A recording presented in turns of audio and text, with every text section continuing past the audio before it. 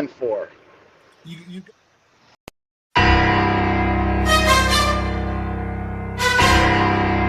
Sums up why I'll be voting green for president this year. The long-term effect of voting for the lesser two evils is that you never actually stop the evils. Society still ends up becoming more evil, just slower. At this point, both major political parties are right-wing parties, even if they don't say that outright. They're not actually competing with each other. They're working together to align society more to the interests of the rich and the powerful. And this is a cycle that's going to sound really familiar. Republicans get power and they enact obviously terrible policies that favor the rich. People get mad and then they elect Democrats who promise to reverse these policies. Democrats get in power and then they compromise with Republicans in the name of unity. And they might roll back some of the Republican policies, but they don't do it all the way. And in the end, people might feel like they won, but really they still lost. This is what's So yeah, what do y'all think about that? And that's kind of what I be saying all the time.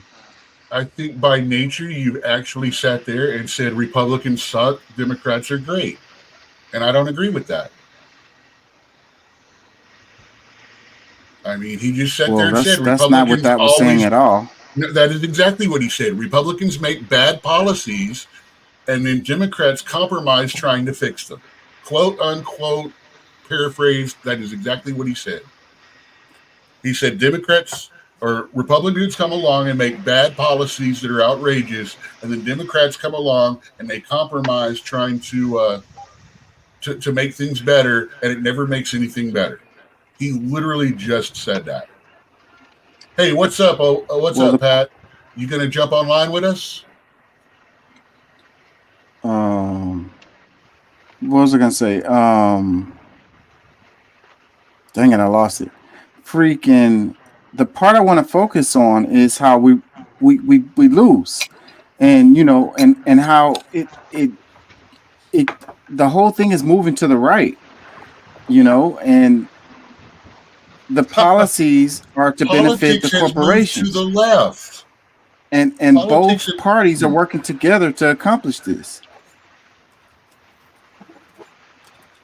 I'm sorry, man. You got to understand. I was absolutely a 51 Democrat, 49 Republican kind of person going into the Obama era. From then forward, shit has moved so far to the left that moderates and people in the middle are now considered right-wing. And me being in the middle, I'm edge of MAGA to some people, which you already know I can't stand that dude. Yeah.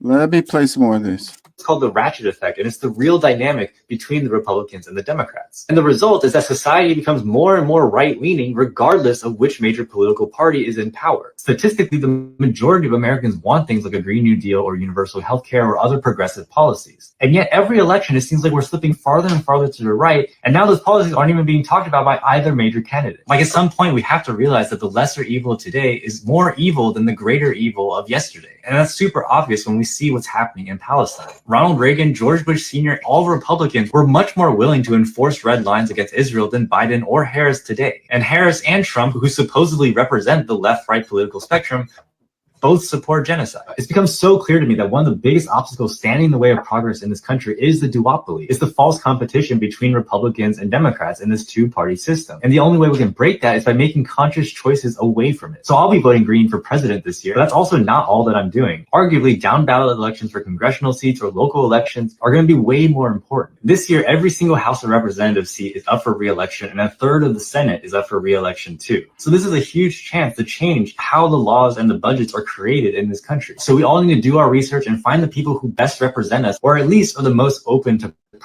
pressure. And also researching who's running for city council, who's running for your assembly, or what kind of bills and propositions are being voted on. These are all going to affect your life much more directly, especially in the short term, than whoever is in the presidency. And really, at the end of the day, how you vote is much less important than what you do after you vote. Voting, after all, is just one small part of all of this. We need to keep protesting, keep escalating, keep using our voices online, and keep organizing. Because regardless of who wins, Republican or Democrat, the enemy stays the same. It's the ruling class. And this election is just one small part of a much, much larger battle to take back our power. So if you haven't... All right, comments. His caption, he says, "Before Blue MAGA comes for me, don't worry, I live in California, so my vote ends up going to Harris anyway." He said he was voting green, third party.